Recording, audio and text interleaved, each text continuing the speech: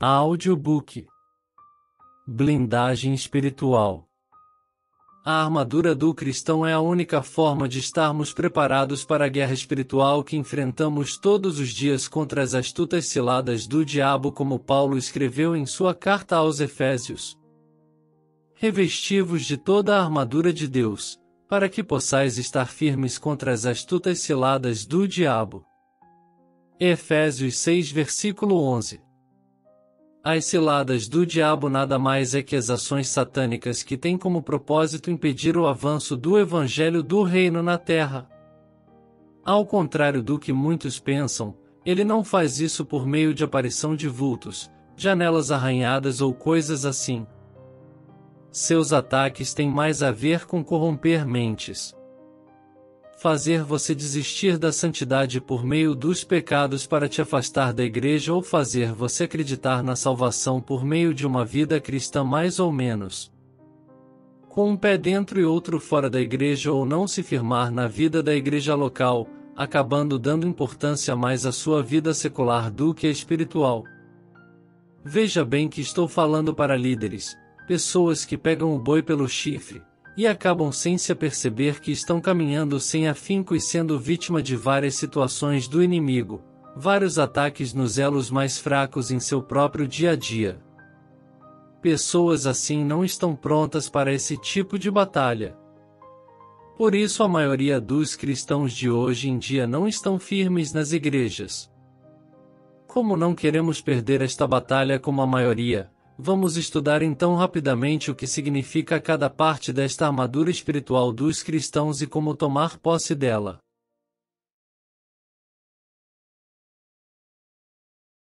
Autobiografia. Me chamo Pastor Sérgio Fernandes, nasci na cidade de São Paulo, vindo com pressa já querendo sentir a vida no ano de 1968, num domingo de manhã às 8h30. Minha linda mãe, já falecida há 2 anos, me contava que chegando ao hospital, correndo, pois já estava saindo dela, sendo empurrada numa cadeira de roda, sentada meio de lado, foi levada a uma sala esperando o médico vir, e eu apressado, vim ao mundo assim num piscar de olhos, na mão de enfermeiras, sem dar sofrimento à minha querida mãe. Cresci com poucos amigos, sempre me destacando no esporte, futebol de salão, de campo, onde tive a oportunidade de ser jogador do Corinthians, ao qual deixei escapar. Passeei durante 15 anos nas maravilhas do surf, onde vivi as maiores alegrias esportivas em relação à realização pessoal. Meu pai era dentista e não abria mão de exigir uma imagem de um pai exemplar dentro de casa. Amavam muito, porém a impressão que tentava imprimir em nós era uma farsa. Sofremos muito, adquirimos síndrome do pânico em casa, gritos, violência e muita traição. Todos desenvolvemos mecanismos de fuga para sobreviver a isso. Casei com 22 anos, fiquei casado 13 anos, depois de 4 anos casei novamente, ficando mais 10 anos casado, estando só até então neste ano de 2019. Estando com um saldo de uma filha de 25 anos, advogada e muito linda, uma de 13 anos de um breve relacionamento entre os casamentos, ao qual assumi após 12 anos, e um filho de 8 anos, lindão, minha cara, minha xerox, meu companheiro, amigo, e praticamente todos os dias está comigo. Sorrindo, lutando e como sempre, feliz. Objetivo.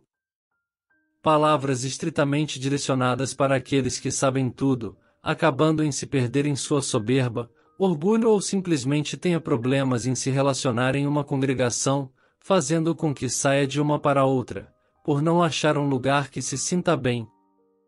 Onde na verdade teria apenas que aplicar esses conhecimentos contidos aqui, passando por cima de seu próprio eu, da letra, ou seja, de sua razão, e viver no Espírito, podendo substituir essa palavra por obediência ao Verbo, que é Jesus.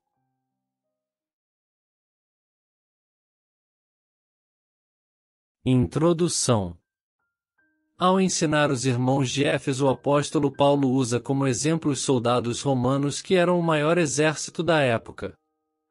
Eles eram muito famosos por conta da sua força e estratégias de guerra. Eles podiam vencer qualquer um não só porque tinha grande habilidade para atacar, mas também porque tinha uma armadura forte e completa para se defender de qualquer ataque inimigo. Paulo ensina os efésios que assim como os soldados romanos são vitoriosos na guerra, os cristãos também precisam de preparo para guerrear e sair vitorioso contra as forças das trevas. Para isso ele compara cada parte da armadura com uma necessidade do cristão. Não se trata de uma armadura física, mas espiritual. Os ataques não serão contra nossos corpos, mas contra nossa mente para corromper nosso coração. Vamos ver então do que se trata cada parte desta armadura e entender como usar a armadura de Deus e vencer a batalha espiritual.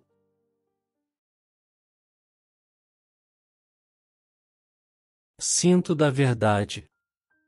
Assim, mantenham-se firmes, cingindo-se com o cinto da verdade. Efésios 6 versículo 14. O diabo veio para roubar, matar e destruir. E é considerado o pai da mentira. Ele e 1/3 de anjos foram expulsos dos céus.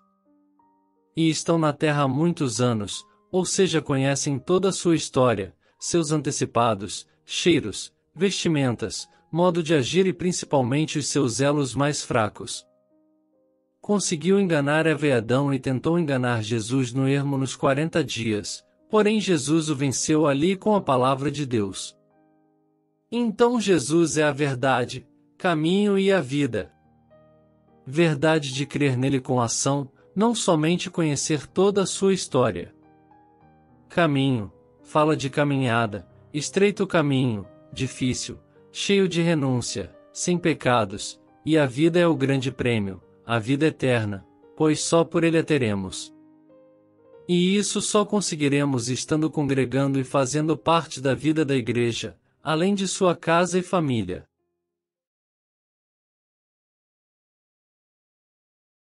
Couraça da verdade. E vestida a couraça da justiça, Efésios 6 versículo 14.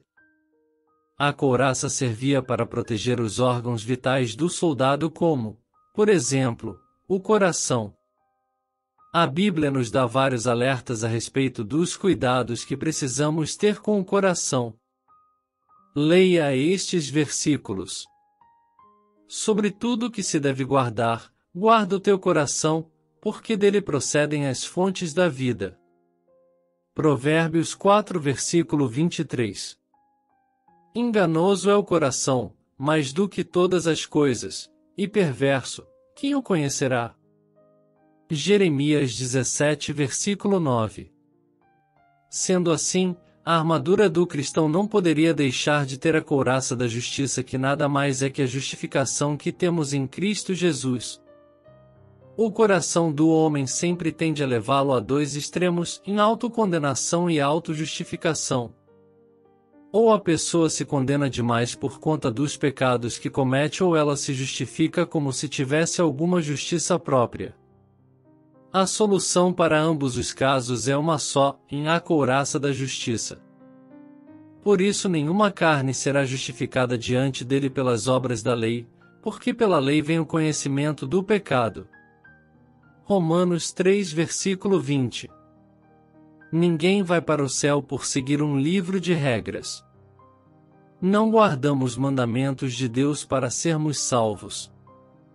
Somos salvos e por isso guardamos os seus mandamentos. Quem intentará acusação contra os escolhidos de Deus? É Deus quem os justifica.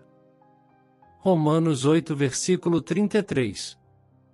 Uma vez justificado em Cristo, você precisa lembrar-se dessa graça todos os dias. Sempre haverá alguém usado pelo inimigo ou até sua própria consciência para te acusar de muitos erros do passado. Esqueça as acusações que fazem contra você e lembre-se da doutrina da justificação pela fé. Não vamos para o céu por nossos méritos. Vamos chegar lá pelos méritos de Cristo.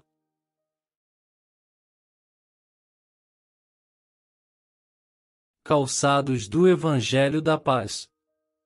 E calçados os pés na preparação do Evangelho da Paz, Efésios 6 versículo 15. O calçado da armadura tinha como objetivo evitar objetos pontiagudos ou algo desse tipo machucasse o soldado romano. Um soldado só estaria 100% pronto para a batalha se estivesse calçado. Do contrário, ele estaria muito vulnerável em relação aos seus pés, que são a base que sustenta todo o seu corpo. Quando Paulo fala de Evangelho da Paz, ou paz que o Evangelho nos traz, ele não se refere a uma paz que consiste em ausência de problemas. Ele se refere à paz que nos faltava por conta dos nossos pecados que criaram inimizade entre Deus e o homem desde a queda no Éden. A paz que o Evangelho produz funciona como uma preparação para a guerra, como os sapatos que um soldado coloca antes de ir ao combate. Tendo sido, pois, justificados pela fé, temos paz com Deus, por nosso Senhor Jesus Cristo, Romanos 5 versículo 1. Você precisa estar em paz com Deus para combater Satanás. Não dá para enfrentar Satanás se Deus também estiver contra você. Se Deus é por nós, quem será contra nós? Mas e se Deus for contra nós? Se você pretende pregar este Evangelho da Paz, esteja convicto que você está em paz com Deus com base na fé que você teve em Cristo Jesus.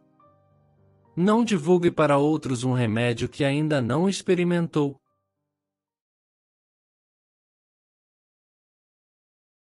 Escudo da fé. Além disso, usem o escudo da fé, com o qual vocês poderão apagar todas as setas inflamadas do maligno. Efésios 6 versículo 16. O escudo pelo qual Paulo se referia provavelmente era um escudo que tinha uma parte feita de pele de animais molhada para, se caso algum inimigo lançasse uma seta inflamada, ele pudesse apagá-la.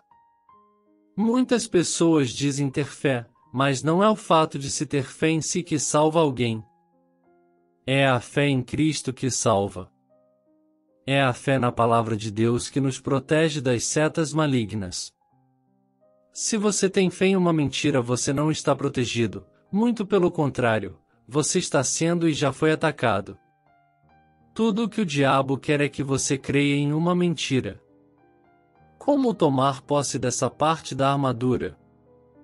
Nossa fé é como um músculo. Precisamos exercitá-lo para fazê-lo crescer, pois está escrito: de sorte que a fé é pelo ouvir, e o ouvir pela palavra de Deus. Romanos 10 versículo 17. Sendo assim, precisamos estudar e meditar nas Escrituras todos os dias para termos convicção que estamos bem protegidos contra qualquer cilada satânica. Fiquemos atentos ao que Pedro nos diz em sua carta. Sede sóbrios, vigiai, porque o diabo, vosso adversário, anda em derredor, bramando como leão, buscando a quem possa tragar. Ao qual resisti firmes na fé, sabendo que as mesmas aflições se cumprem entre os vossos irmãos no mundo. 1 Pedro 5 versículos 8 e 9. Entenda que o diabo não quer tirar sua vida, sua saúde, seus bens ou algo assim. Sem estas coisas você ainda pode ser salvo e ajudar outras pessoas a serem salvas também. Ele quer tirar a sua fé. Sem sua fé você é presa fácil. Você não pode ser salvo. Capacete da salvação. Tomai também o capacete da salvação, Efésios 6 versículo 17. O capacete era uma das partes essenciais de proteção para um soldado, de sorte que, se fosse atingido nesta região, assim como ocorreu com Golias, que foi atingido na cabeça, ele não haveria chance de se salvar. O capacete representa a salvação que nos é dada em Cristo Jesus. Isso envolve preparar a mente, investir nela e adquirir conhecimento. É saber que se o nosso inimigo corromper a nossa mente, ele nos corrompe por completo. Sendo assim, não podemos colocar em nossas mentes aquilo que o mundo pensa. Pelo contrário, precisamos encher a mente com as coisas de Deus. Você se lembra de Davi antes de derrubar Golias? Em um determinado momento, Davi se recusa a usar a armadura de Saul para guerrear. Ele não quis nem mesmo o capacete do rei. Isso está escrito em 1 de Samuel 17 versículos 38 e 39. Assim como Davi não quis o capacete nem a armadura de Saul, os cristãos devem ter uma forma diferente de enfrentar suas batalhas dos que não são cristãos. Não podemos colocar na nossa cabeça aquilo que vem de gente que não serve a Deus, entende? Pode ser também que sua mente esteja cheia de pensamentos suicidas, pornográficos ou negativos. Neste caso é necessário que você procure ocupar sua mente apenas com aquilo que edifica. Eu falei muito mais sobre isso no meu artigo sobre Provérbios 4 versículo 23.